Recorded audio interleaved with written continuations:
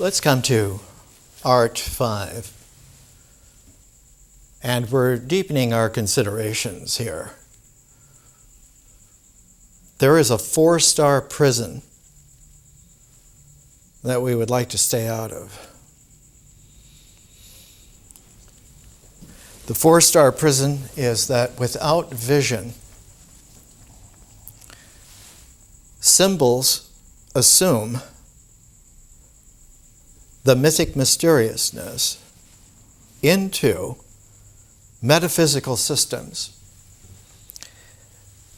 which are an artificial mirror of ritual, which falsifies art into artifice. So this is a handcuffing lock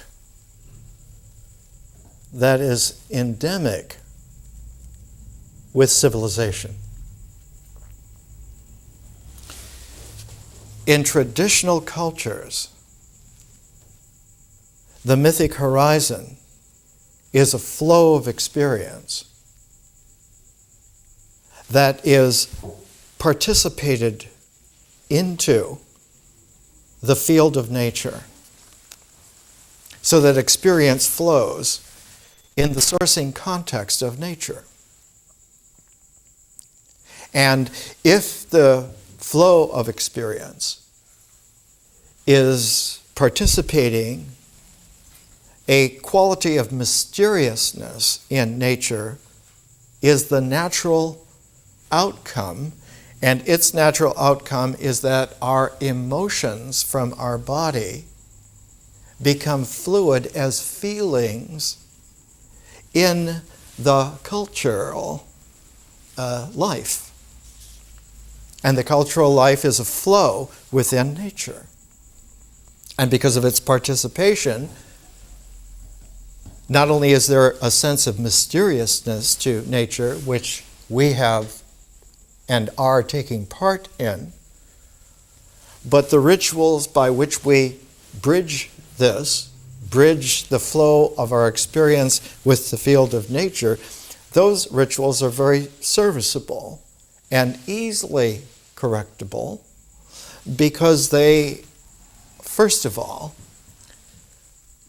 if they're done wrong, there'll be a disturbance in the sense of the mysteriousness. If they're done not just wrong, but with a flaw or a fault, they won't have the right feeling. And the right feeling will show itself not just in the feeling in our experience, but in the images that come out. You'll get bad dreams. You'll start seeing things in a kind of a macabre light. There are fearful things hiding at night. There are boogeymen now. Whereas before, the night was also a beautiful part of the concourse of night and day. For a healthy culture, there are no demons. There are no boogeymen. And the whole attentiveness to ritual is to make sure that it works right by bridging the mysteriousness of experience with its beautiful flow of feeling and its appropriate decorative whirl of images. And that all of this is kept in its participatory flow by the development of oral language, not to communicate, but to tell stories, to tell narratives, to tell myths, and to link those myths into a necklace of a mythology. And so the mythic horizon naturally has a wonderful quality of conveying to us the mysteriousness of our lives in nature and the purposeful usefulness of the ritual actions and sequences that we do, and the weaving of those actions and sequences into a fabric of the way we live. And all of this eventually becomes integral in the structures of symbolic thought. And if kept natural, the integraling of symbols is very simply excellent. The difficulty comes, though, that as symbolic thought strengthens and strengthens, it begins to pull away from the traditions of the mythic experience and begins to abstract out a kind of a criticality that endorses no longer just participating with nature, but of changing the way things are. We are going to now not just live among the trees. We're going to cut a lot of these trees down and we're going to plant food. We're going to slash and burn, and we're going to have a better handling of nature by our ideas of what we want to do with it.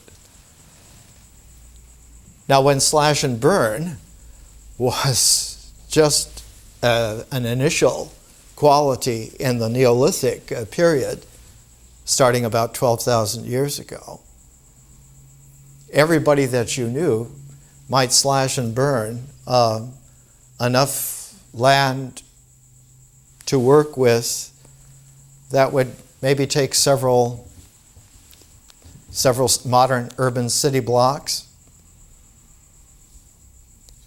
In the 21st century, slash and burn in Brazil alone is Xing out enormous square mileage tracts that are as large as some states every year.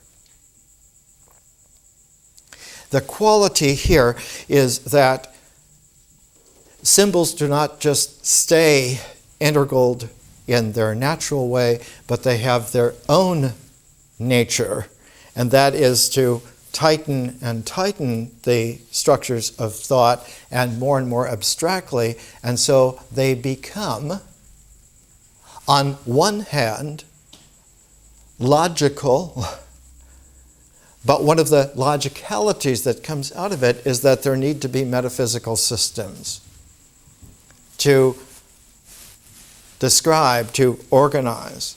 And these metaphysical systems are the beginnings of a projection into experience of an individuality that is a product of the metaphysics into the experience, and that projection becomes an ego. But because mythic experience is a process phase, it's not a form. It doesn't have existentiality. It only has tenacity as long as the projection is strong enough to cast that protagonist appearance in experience. And so one now has to make images that will sustain that ego projection. One must stylize feelings that have to be elicited from rituals and cemented by thought in its systems, especially in its metaphysical overseeing of these integrals. And out of this, more and more, the culture no longer is mysterious, but is a byproduct of the plans, of the systems. And of course, they become more and more artificial and abstracted, so that nature and more recedes as something that is just there for the convenience of the very strong social forms. And the social world at that point is no longer a culture, but now has become a social world. The natural world now is displaced by the social world. Were it not for vision, that would be the dead end, and species like ourselves would die out as soon as the power of symbolic thought began to make a system strong enough to permanently seem to displace the natural integral. For most people who have fallen into this kind of artificial sequence, their visionary quality is limited to flashes of insight, to occasional moments, or if they have some kind of natural affinity of wanting to keep the return to nature and keep the mysteriousness of experience alive, it begins to extend itself a little bit. More and more, the need to enlarge the durée, not just the duration, but using Henri Bergson's creative evolution language from the 1920s, the First World War period. He said that time is a durée. It's not a thing, it's a duration. And that this durée can be expanded, and when it does, he used the term from William James, stream of consciousness. It's not really a stream of consciousness, it's really the stream of experience with a conscious scintillation to it. It's like adding a carbonation to the water. The flow of mythic experience now is carbonated. It has a different quality, or to use a better simile, the water now becomes fermented, and you can tell by the crisis of the moment that the fermentation process is very iffy. It's perilous. Not perilous really for those who are extending vision, but perilous for those who have authority based on the social world. For those who have commandeered experience according to the rituals that they have stylized and endorsed, and according to the beliefs that their egos are safe in that kind of experience, and anything added to it from without, especially uncontrollable by structures of thought, is going to be inviting trouble. And so social worlds that have become closed become more and more closed, especially to vision, especially to the extension of vision. Those who proceed then must take themselves out of the social world, at least temporarily. And when they do so, they follow the age-old pattern of going back to nature. But as they go back to nature with an extended visionary quality, vision as a field of differential consciousness begins to participate not only mysteriously within nature, like the flow of experience, but the field of consciousness now becomes a magical nature. Now, you not only fit in mysteriously with your flow safe in the source field, but the very source field itself becomes alchemically alive to the magic of transformations. Now you have completely outdistanced the call of the authority of structures of thought in the symbols of the social world. And instead of projecting a false persona into experience and onto ritual as a mask, as a role in experience, as a mask in ritual, now the process is turned inside out in the sense that the flat backing of symbolic structures, which produce like a mirror quality, not able to mirror experience because it's a flow, mirroring the structure of images and feelings rooted in the rituals. So that a symbolic mind that is closed will always look for its referentiality in terms of the ritual codifications that must be followed. We have codes, we have laws, we have principles, we have procedures, and you must follow them. Otherwise, the mirror mind of the social order is going to be disrupted. And when it is, the ego projection becomes untenable. It cannot sustain itself at all. It becomes wobbly, becomes faded, becomes weak, becomes fractionated. And one then says that you have to go and get your mind straightened out according to the structures of thought. But visionary consciousness is differential, and it turns that mirror mind by taking away the artificial closed quality of it. It opens the mind so that it is now open. It is an open frame of reference. It doesn't look to ritual to make a codification referentiality, but it looks forward now to a differential expansion from the possibility of a magical field of conscious nature, and out of this, just as existence emerges out of the source field of nature, now a differential conscious existence emerges out of the fructified conscious nature field, and out of this will come a person, a spirit, a spiritual person who is creative and produces art and produces not some kind of believe in the ego artificiality, but a real form, the artist who is able to make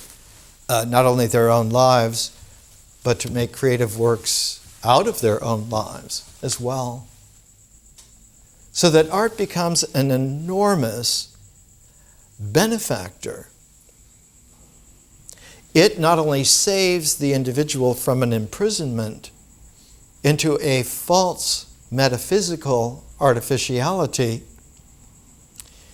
but spares them the tyranny of a imprisoned ritual basis of their existence, and takes away the artificial projection of the ego and replaces it by an openness of the sense of an interpersonal quality of resonances.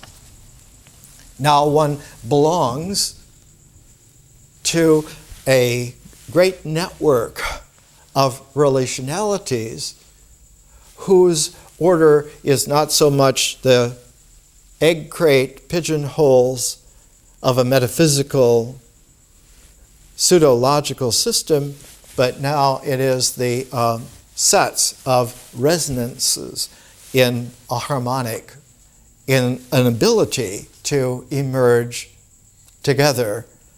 And so shareability is a quality of the artistic person. An artist will make works of art to share those, not just moments, but those extended durées now brought into a prismatic form. And the prismatic form though it is still rooted in experience, experience flows not just in the field of nature as a mysterious participation with it, but now flows ambidextrously in the field of differential vision. And in that flow through the field of differential vision, when it flows through the prism of the person, the prism of the art forms, a new quality is revealed. And that quality is the kaleidoscopic flow of history. And it has a very interesting thing. In vision, the natural light becomes a rainbow. One sees the complete rainbow of possibilities. But in a higher historical kaleidoscopic consciousness, one now sees the source of science. Science forms not only see the rainbow, but they see the spectrum within the rainbow. Now, instead of having a metaphysics, one has the transformation into a rainbow of differential possibilities of art, and further, the analytic of the spectrum within the rainbow. Now you have the ability to have an astrophysics of light. Not only is light prismed into a rainbow, but all of the natural elements hold a specific vibration registry within the rainbow as a spectrum. Every one of the 92 elements, naturally, and in fact all of the transuranium elements also will have a spectrum place. Their registry, though, will not be able to be seen by the natural eye, which only sees rainbows in extraordinary natural conditions. After a rainstorm, in the midst of a waterfall, perhaps even under moonlight, one will see rainbows occasionally under those conditions. An artist will have the ability to compose rainbow vision all the time, be able to see.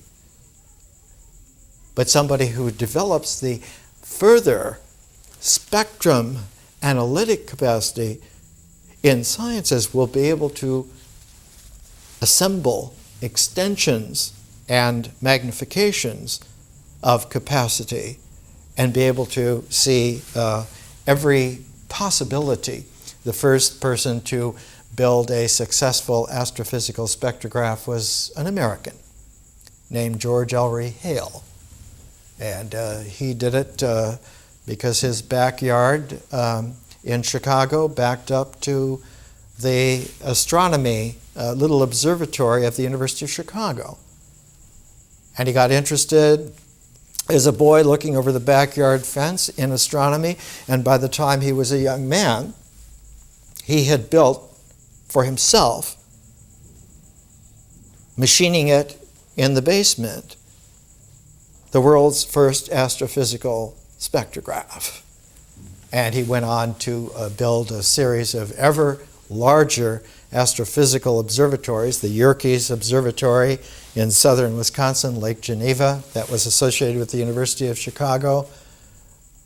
Then moving to better viewing conditions, built Mount Wilson, the 100-inch telescope here above Pasadena. And then right at the end of his life, built the 200-inch Mount Palomar telescope, which when it was dedicated in 1948 was the first time that one could now begin to have a complete atlas of galactic structures by the hundreds of thousands, all in the lifetime of one person, one little Chicago boy, who learned that if Maxwell and Faraday were right about electromagnetic theory and about light in terms of Planck and Einstein, And all of these developments coming out, it must be possible to see the registry of natural elements in the carrier of electromagnetic energy, which is light. It was a while before they identified the particle as the photon. This was done in 1923 by Einstein. And we know now that there is a supersymmetric augment that pairs with a photon called the photino that carries a very, very high Dharma order of supersymmetry in existential actuality, and that the universe is really a cosmos of enormous complexity and play and delight. Metaphysical systems are tired, old, yellowing pages of sketches by people who have no idea of the enormous play of reality. Our learning is to come out of the set tracks that lead into the dead end, closed mind that is no longer able to function in the world. One of the figures that we're looking at is Chipaishi, who is the greatest Chinese painter for many centuries in China. And we're pairing with Chipaishi the American painter Georgia O'Keeffe. We're taking a Chinese man and an American woman. And we're taking two human beings who were almost contemporaneous, who lived into their 90s. Georgia O'Keeffe lived to be almost 99, and Chipaishi, when he died, was almost 94. So they lived for an enormous length of time.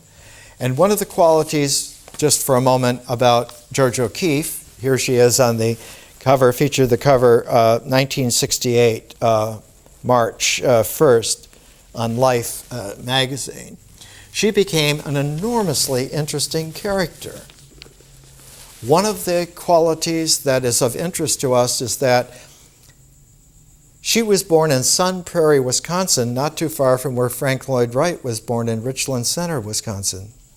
Not too far from Lake Geneva, where the Yerkes Observatory was built about that time. It's as if there was like a fruitful little quality of the Wisconsin farmland as a creative resonance of the tremendous energy of Chicago of the time. And you still find it. You find resonances around places like Boston or Philadelphia or Chicago or San Francisco, Los Angeles, that as you go out into the landscape, into the land, there are resonances that carry the true differential conscious field, visionary field, that is actually obtaining. Yes, it's pivoted there in the cities, in those great cities, but the pivot in its spin makes resonant ridges around that really are not existential so much, but that they are harmonically detectable. The quality of our learning is to be able to sensitize ourselves to see that we too carry resonances around us, and the more that we are able to have a creative, imagining, recognizing, remembering, pivotal quality to our visionary, natural persona emerging into spirit, the more that those resonances now will begin to register for us. We begin to understand that we focus a prismatic harmonic all the time around us, not just Kirlian photography of auras, but that beyond the physical extension of auras in a kind of a light, one can see around one's life, build these resonances more and more that interpenetrate with other creative resonances, other creative recognitioning, remembering qualities, and begin to form now an interlace that is not just some kind of network, but becomes now a creative quality, because the interpenetration of very strong resonances will produce a densification along the interpenetration, and one will get out of this very powerful creative events that happen because the right people got together in the right time, place, but in the right way, and their events now begin to register as historical. History is not about dead files of chronology, but about the largest flow of experience now that includes within itself the ability to carry the theory of vision, not theory in the mind. Theory doesn't come from symbolic structures. Theory comes from the field of conscious, differential conscious visioning. And one is able to carry theory, the field of theory, into a flow of experience, which is a what if, an experiment. And by being able to have this quality of a theory that is still able to found itself on existentials, existence in ritual, by the time it gets to history, the existentiality of it becomes differential existentiality. It becomes what happens when you do this experiment. What will come out of this? And what comes out of it now is a distillation of the initial transform of vision. Vision will turn the water into wine, but history will turn the wine into cognac.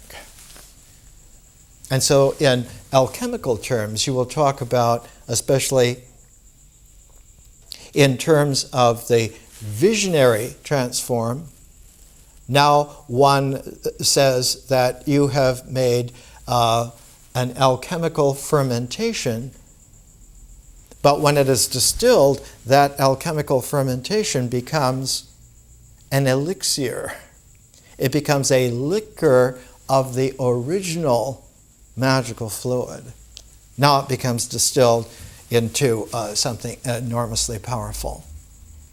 The first liqueur ever made in the world was made by French monks about 1,000 years ago, and it was called chartreuse because of the monastic community.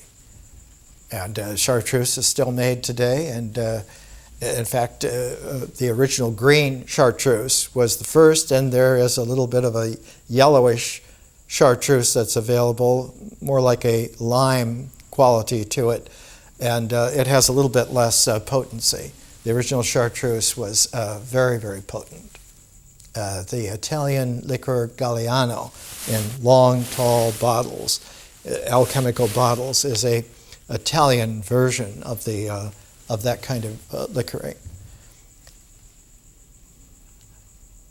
It isn't wine, it's distilled spirits. The distillation happens because of the forms of art. There is an art of making wine, but there is a really refined art of making a great liqueur. The difference between somebody who is able to make a homemade beer and someone who is able to make a really fine scotch is an enormous refinement. I remember my beer-making companion at the University of Wisconsin. His father was the classics professor at the University of Wisconsin, and he had this name Hieronymus. He hated it, but it was given to him by his dad. We used to brew beer, Wisconsin, in the basement. And green beer will make you sick. And so you have to have patience to make sure that that the beer will get refined enough that it becomes potable. But even with all of our expertise at making very potable beer, we knew that the distillation process was way beyond us yet. George O'Keeffe is someone who distilled at a place that was extraordinary after she had already learned to distill at the most powerful place on the planet at the time, and that was New York City. She was in the New York of just at the end of the First World War to the end of the Second World War, when New York City was the most powerful place on the planet. But her second distillation place was a place called Ghost Ranch. And when we come back from the break, we'll see that at the time that she arrived at Ghost Ranch in northern New Mexico, Ghost Ranch had been put off limits to anybody but classified people because it was the resort location for all the Los Alamos engineers and scientists making the atomic bomb. That's where they had their dude ranch. And the only person who was allowed in to live and work there was George O'Keeffe. So we're going to look at somebody who is really extraordinary and pair her up with Chipaishi, the most extraordinary Chinese artist since the 1300s. Let's take a break.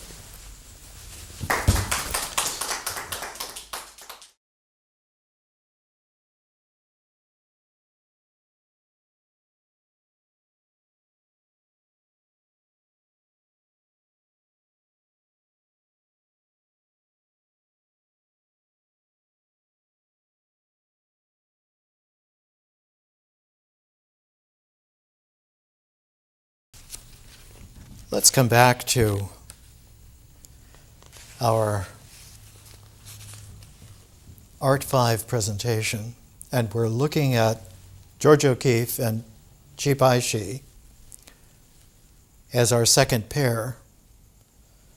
And by pairing, we're constantly maintaining a symmetry, not a symmetricality, but a symmetry of process which has not a meandering, but it has something even more analytically fruitful than a trajectory. It has a vectoring. It's very important for us here in the 21st century to be able to take our understanding out of a regressive mythic process that is characterized by bottled up feelings, by scrambled imagery, by deceiving language, which is misshapen so that it has its integration in an artificial mental structure, which then confirms that, yes, you should be having those images, you should be having those feelings, you should be using this kind of talk, and this makes sense, and what we have to do to ensure that everything is all right is to make sure that everybody does the right actions. And this is the abstract, simplistic source of tyrannies. tyrannies of minds over lives, tyrannies of individuals over families, tyrannies of committees over cultural units, which are then prorated into structures of authoritarian power in the social world. All of this has been diagnosed for thousands of years, but the correctives were always limited to just a few. We live in a time where we need to have hundreds of millions, if not billions, of mature men and women to handle the landslide that has occurred. We ended the first half of talking about the Ghost Ranch, almost appropriately named, with a skull of a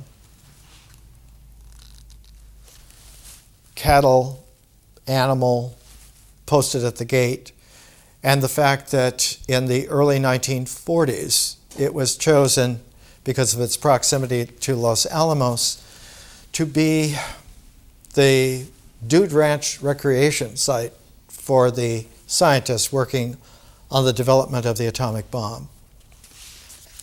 In this volume on Ghost Ranch, it reads, "The thing was done and tested July 16, 1945 at the Trinity test site near Alamogordo, New Mexico.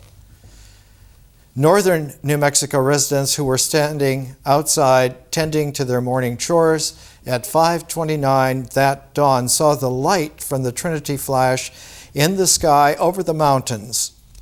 Many in their beds were awakened by the shock wave that passed through their homes like an earthquake. Windows were blown from their frames in buildings in Gallup, New Mexico, 235 miles from Trinity, and people on the Arizona-New Mexico state line, 150 miles from ground zero, saw the sun come up and go down again." This quality of something that in the space of just a couple of decades went from a dude ranch for Easterners and Midwesterners, wealthy usually, to go and have a place to play cowboy for a little while, ride horses, not have to work with the social world that was excerpted the American West as a mythic icon of a place to get away for a while from the social world. And it is exactly here at this place that the supernatural, demonic of a social world gone critical occurred, just at the time that George O'Keeffe was permanently moving there from her New York City home and era. She had married Alfred Stieglitz, one of the great original founders of the art of photography, who was considerably older than her, born, in fact, while the American Civil War was still in progress. And his gallery at 291 in New York City was one of the few places where the new art could be seen in the United States. He was one of the first to exhibit Picasso, Cézanne, and, of course, the early photography, of which he was one of the great pioneers. His first exhibition included some of these early 1917 paintings. This is of the evening star, the morning star and evening star of Venus. And it's an exemplar of how the beauty of George O'Keeffe, as a visionary artist, was able to almost foresee the way in which future resonances were going to come out. This is a painting done of the East River in New York, and this was a visionary painting. It's almost as if there is an atomic bomb over the city. This painting from 1927 was done 10 years after, and one of the paintings that she made in 1958 is of her ladder to the moon above the northern New Mexico skyline. This was before President Eisenhower established the Mercury program for the astronauts that eventually would send Americans to the moon. One of the last paintings that she was able to do before her eyesight went bad in 1965, looking out from a plane over the planet, she did this amazing skyscape. This is the landscape of the planet from its first visionary encounter of being able to go far enough out, high enough up, to be able to now see that this is not just the world, but it is a world. It is one of many worlds. And that by seeing this as a planet, the Earth as a planet, the first book to ever use that title, The Earth as a Planet, was in a University of Chicago press series edited by Gerard Kuiper of the star system around our sun, the solar system. And one of the first books in it was The Earth as a Planet. When we are able to see the entire extent of all the social worlds that have ever existed for our kind as a dwindling, shrinking location on a planet in a vastness that becomes so huge so quickly that even by the time we get to the first nearest planet to us, Mars, the Earth from Mars is but a blue star. It is one star among many, many thousands that can be seen at any one time on our planet. The naked eye can see about 6,000 stars on a very clear desert night or ocean voyage night.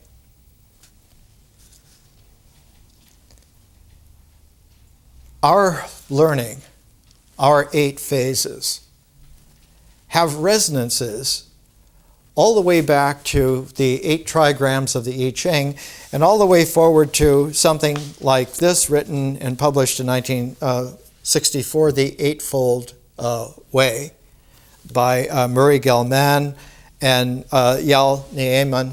And this is about global symmetry. We attempt once more, as in the global symmetry scheme, to treat the 8 known baryons as a supermultiplet.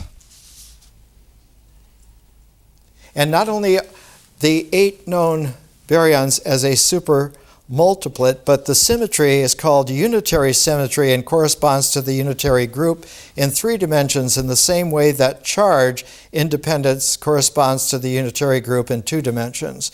The 8 infinitesimal generators of the group form a single Lie algebra. Lie algebras are named for a mathematician from Sweden, Sophius Lie. Just like the 3 components of isotropic spin, in this important sense, unitary symmetry is the simplest generalization of charge independence.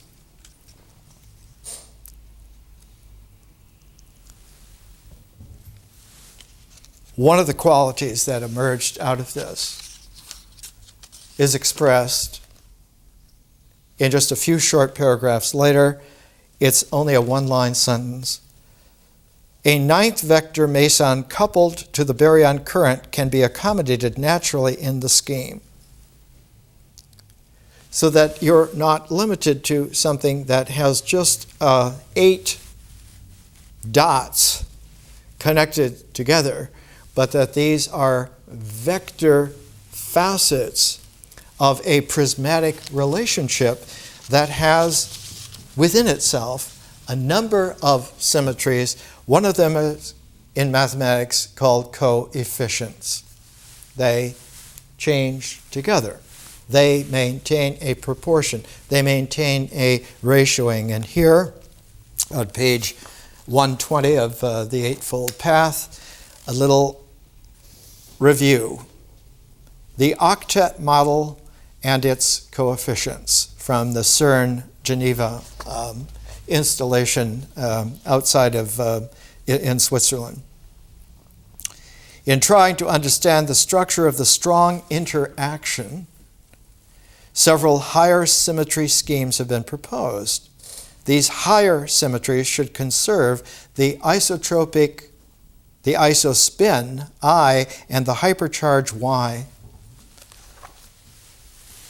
so that as transformations occur, there are carriers that continue to function through the transforms that carry with them, in this case, hypercharge and isospin.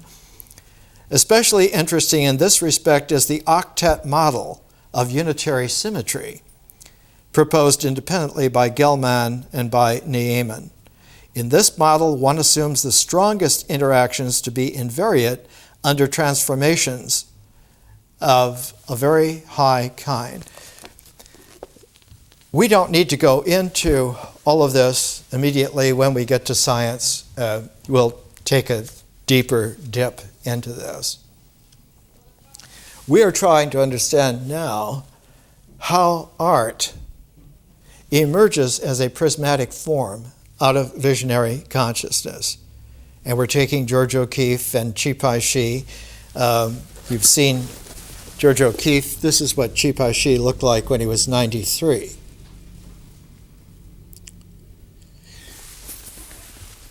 Both of them lived long enough and lived in extraordinary times, survived almost everything. For someone like Chipaishi, he lived through a period where China, in 1863, when he was born, was still reeling from the incursion of European powers having trade incursion centers all the way along the Chinese coast, places like Hong Kong, places like Canton, Tianjin, outside of Beijing in northern China, Shanghai. These treaty ports, as they were called, were slowly draining the wealth and the capacity from China, which was frozen at the time in a Qing dynasty, the old Manchu dynastic northern Chinese from Manchuria, that had been in place since the 1600s. And there had not been a great artist in China in all that time. The last really important artist in Chinese painting at the time was famous for his expertise at making copies of great previous dynastic masters. Tong Chi Chang. He lived about 1555 to 1636. And in all that time from then on, painting in China, especially portraits and landscape painting, which, as we're seeing, are very important and interspersed together, were all derivative. Academic schools, styles. Someone once wrote, it's as if someone took great pride in being able to make an artificial Goya and saying, this is a really good artificial Goya. Chipaishi is an original visioning artist. For the first time, if one looks at the traditions of Chinese, especially Chinese landscape painting, the last time that there was an original visioning great landscape artist in China was in the 1300s. His name was Ni Zan. And in fact, one of his distant descendants is Master Ni Hua Cheng, who lived here in Los Angeles for many years and whose sons run medical practice in Santa Monica and Yosan University in Santa Monica. Master Ni is 76th generation Ni, and his distant ancestor, Ni Zan, was one of the great original artists. Chipaishi is the greatest artist since Ni Zan in over 500 years of painting. His extraordinary capacity led him to survive almost every catastrophe that life could offer. And one of the earliest achievements of his visionary insight was the need to expand his landscaping, journeying contexts so that he was able to take himself out of the village cultural life that he had been born into, out of the social commandeered society that he was forced into, to begin to explore as the traditional Chinese way of traveling and using the journeying of traveling through a landscape to be able to refine the self-portrait of one's person, not the ego that you're supposed to have by obeying the plans of authority and doing what is prescribed as their actions that will support not only their doctrines, but you behaving in the way in which you should. And it is traveling through landscapes that became extremely important in China, especially when the great power of the Han dynasty, the Han or the Chinese Romans, began to falter in the 200s AD. About that time, you began to get the seeds of several developments that would balloon and resonate together. One of the developments was from South China, and that was the introduction of Buddhism from India via Ceylon, via Burma, via Thailand. The South Indian Buddhism that came in was very much the traditional Theravada Buddhism. And it came in through the south of China, and one of the first southern Buddhist monasteries that was established was in Nanjing, China, which is pretty far north from the ports like Hong Kong and Canton. Nanjing is inland from Shanghai, about 100 some miles.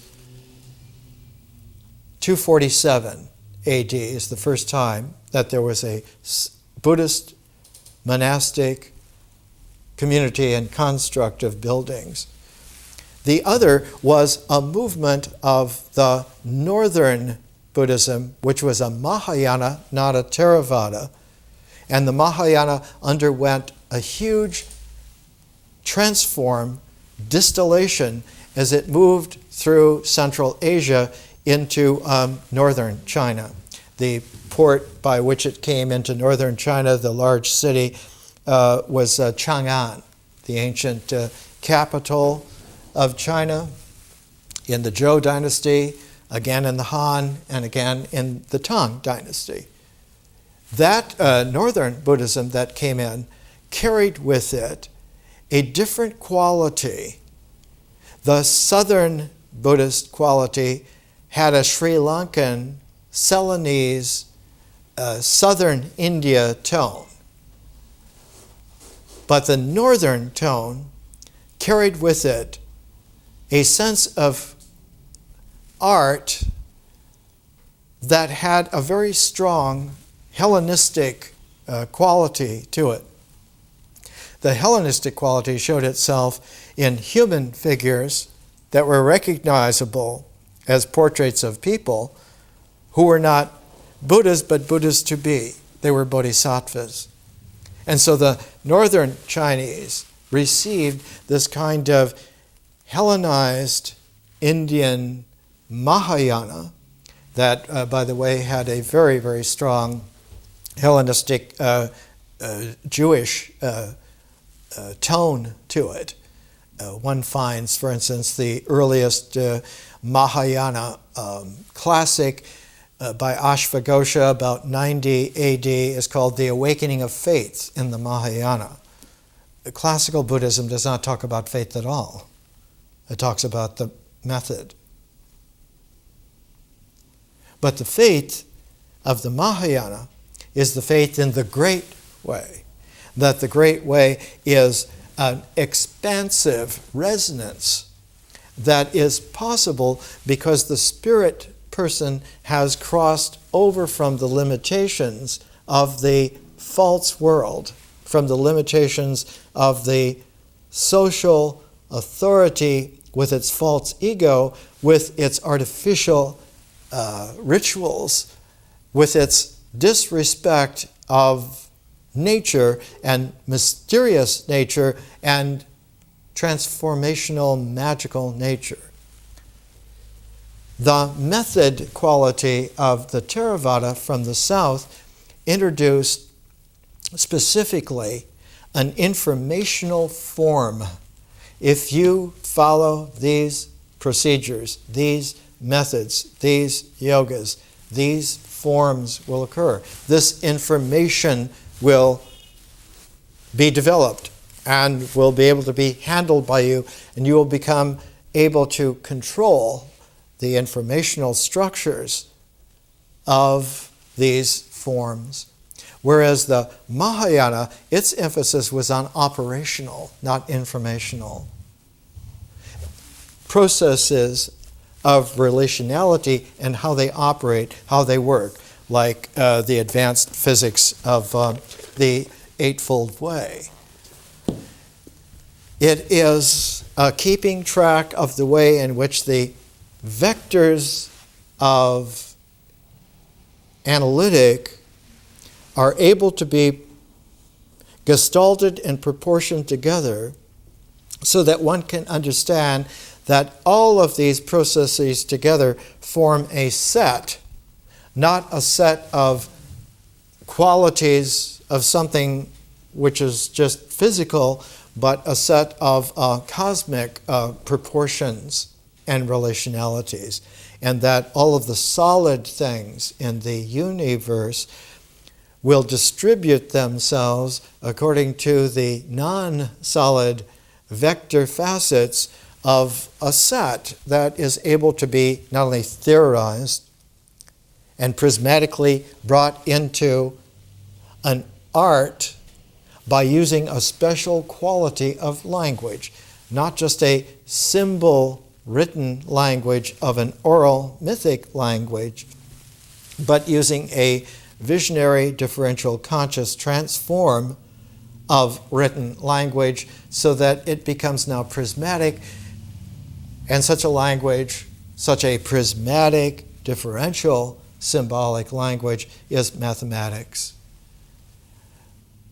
Any great mathematician will tell you that mathematics is an art. And an art related harmonically with the scientific way in which the cosmos can be talked about through this art language. this is very much in the keeping with documents like the Eightfold Way. And when we get to science, we'll expand this, and you'll be able to see that's in every field, all the time, everywhere. The respect for someone like a Chipaishi grew out of the fact that as a young man, in trying to break his way out of the various onion rings of limitations, he took 5 related journeys traveling around China, specifically not only to go and see things, but to learn how to see, to expose his limited personae to the refining of linked, resonant journeys, in this case, the Chinese pentatonic scale. The music scale is 5-note pentatonic. The 5 trips, the 5 journeys were related together, and out of this came a series of paintings and a stylization for himself of the man who borrowed mountains. And Borrowed Mountains was one of his earliest works. One of the qualities that began to come out is that Chipaishi, instead of having just one kind of a seal, semi-soft stone with the carved bottom, stamped with red ink, and then put onto your documents, your paintings, he had dozens of seals. He was many facets of people. Some of these seals read this way. Old Man Pai-Shih, already 85 years of age, the old dweller of the apricot grove, the old man who borrows mountains. One seal reads, I owe much to those who really understand and appreciate me. No such heaven-endowed thing in my hometown. Floating name in excess of reality. The hall of regretful crow. Poetry excels only after much privation. And so the multiple seals of Chipaishi were able to exemplify something important. As he unfurled the possibilities of different facets of his spiritual person, his art began to find a way to penetrate through the limitations that were constantly enforced and involved around him.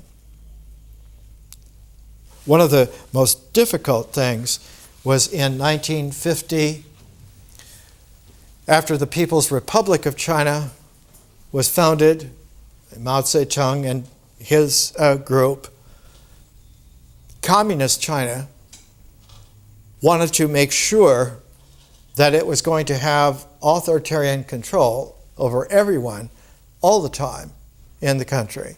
Eventually, it led in 1966 to the Red Guard Revolution, where everyone dressed in army uniforms or blue ant uniforms and had a little red Mao book, and that was all you know and all you need to know. In 1950, one of the most interesting paintings by him was just peaches. And I've brought in, and we showed on the DVD, a later refined presentation of peaches. It is a quality where the most simple, everyday things are brought out in the simplest way of presentation so that it penetrates through the layers of propaganda, inculcation, the artificial, critical limits of being able to seep through as if it were like a spiritual mist through all the cracks of the lattices of the work that was supposed to hold everything together. One of the qualities of peach blossoms was done in the 1940s in the midst of the travail, not only of the Second World War, as we call it, the Chinese call it the War against Japan, which lasted from 1933 to 1945. Here are peaches in a basket above peach blossoms.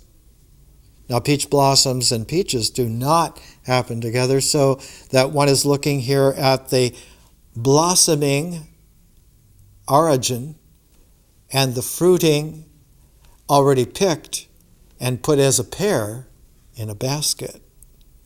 The more that one begins to look at the way in which a prismatic form will emerge out of a field of vision, one does like a reverse engineering from the artwork, from the artist, back to the visionary field. And that the visionary field has already done its scintillating interpenetration with the field of nature, so that one learns to see with this particular penetration and its pivotal spin generating more and more for you the resonances of your own pivoting. You learn to relate yourself to that visionary field, that visionary sourcing, and your own creative imagination becomes freed. Your own remembering quality becomes available. And the discernment is able to take one back through, because your experience flow has flowed through nature naturally, and now it is flowing through vision consciously. Eventually you'll be able to refine so that you'll be able to rediscover yourself in the field of nature originally, and recognize yourself in the field of differential consciousness visionally, indefinitely, so that it's like having a moment of insight that continues. And as you carry your dynamic comportment of vision, experience, and nature together, that synergy of them together is not only an integral weaving, but it has a differential, flowering, blossoming quality out of it. And just as art is the fruit of that visioning field,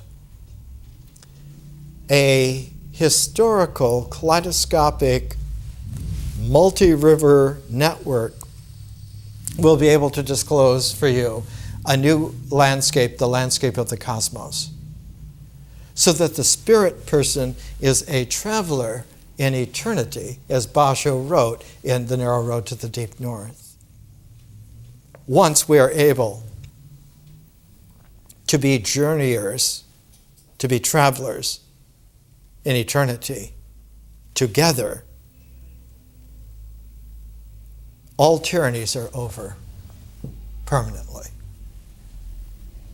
You not only cannot put the genie back into the bottle, you cannot put the spiritual being back into the authority bottle. You cannot imprison someone who is radically freed permanently. One of the qualities that comes out, here are 2 chickens with some taro plant leaves. Black chicken and a yellow chicken. And they're very happy being different. They're very happy pecking together, exchanging and interchanging together. All of this was in a painting from 1948, right at the most crucial part of the battle to regain China for the Chinese. Not only had China not been Chinese since the Manchu dynasty took over in the 1600s, but it had been taken over by European colonialism, had then been taken over by power groups, so that when the final moment came for China to come back to the Chinese for the first time in about 300 years, one of the great moments was when the People's Republic Army marched to lay siege to the great huge city of Canton in 1949. The army totaled 5 million men under arms.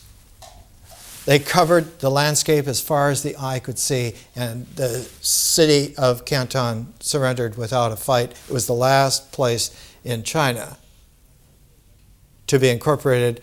And one of the most famous phrases of the time, Mao Zedong said, "The Chinese people have stood up. We will never sit at someone else's beck and call again." Yet the quality of the infection was not European. It wasn't Mongolian and Manchu. It is a flawed infection that is there in civilization since its beginning, faltering ways. The Chinese have been ultimate authoritarians and imprisoners of social worlds professionally for 5,000 years. They make the Egyptian pharaohs look like democrats. It is a quality that seeped in even within less than a generation of that kind of melodramatic, almost grandstanding, to where teenagers were ripping people out of their homes and accusing them of being anti-populist and sentencing professors to pick peppers in the fields in some place 1,000 miles or 2,000 miles away. Chipaishi endured through all of that and maintained himself as an artist. He used to put signs on his door saying, "This man is not at home, and even if he were at home, he's likely to be dangerous. He thinks that he is the man who borrows mountains." How about that? And he was left alone, largely, except for the fact that slowly his ability to penetrate through began to be recognized more and more, even by the social strengthening of the People's Republic of China into a tyranny. And when he was, in 1957, when he was 94, he was acclaimed as an all-time cultural global figure and honorized. The very next fortnight from his death in late September of 1957 was Sputnik going up, signaling the space age. And almost on the anniversary of his death, the next year, 1958, was the Great Leap Forward. We're going to jump over centuries in just a generation. And of course, the China of 2007 has jumped over many generations of development, but only for a small percentage of its population. More than 1 billion people still live in a realm which is untouched, except for the inculcation and the compression of something which they have not been prepared by a new learning like this to be able to explore. This is not only true of China, it's true of every country in the world. It's true of the United States. The United States by 2007 is more medieval than it has ever been in its history. Medieval America is a reality. If you go out in the countryside, it is very difficult to find the resonances of spirit what you find is the mulching mayonnaise of a schmear, sometimes called pop culture, sometimes just simply called fashion. The pizzazz, that pizzazz is the bubbles in a glass of Coke. And if you let it sit overnight, you're going to lose those bubbles. And if you put your false teeth in a glass of Coke overnight, they'll be discolored by morning. And besides that, Coke isn't Coke anymore because the original Coke was named for cocaine, which is what it made its selling point as. Not to disparage American culture, but it is the nourishing enrichment of American culture in a planetary way that was its original vision. This education, this 8-phase learning, opens up the resonances so that they exceed even the planet, go out into the star system. We're using Chipaishi and George O'Keeffe to initially give us a tuning fork for some of these deeper issues. Next week when we come back, we're going to take a deeper look at the way in which, especially the Chinese landscape and the Georgia O'Keeffe portrait of herself as flowers in a landscape, increasingly reveal to us a set of resonances that we need to be creatively in touch with and remembering to the point of recognizing we will be able to step on the gas of our own development. There is an acceleration that is both natural and conscious, able to be brought into play. The phrase translated as the literary mind in the carving of dragons in Chinese is Wen Xin Jiao Lung. Wen Xin is the literary mind. It means a mind that is made jewel-like through many experiences and layerings, many cuttings, many facets of being acquainted with an enormous, expansive realm of art. Not only the literary mind of reading and of writing, but Chinese art comes out of calligraphy. It comes out of the written language. And the term Jiao Lung actually means carving dragons. And we'll talk about this next week. It is the freeing of the dragon energy by being able to carve it out in a very special way that is paired with and in tune with the way in which the mind, as it becomes literate to the point of exceeding any social world to which it was inculcated, becomes universally literate.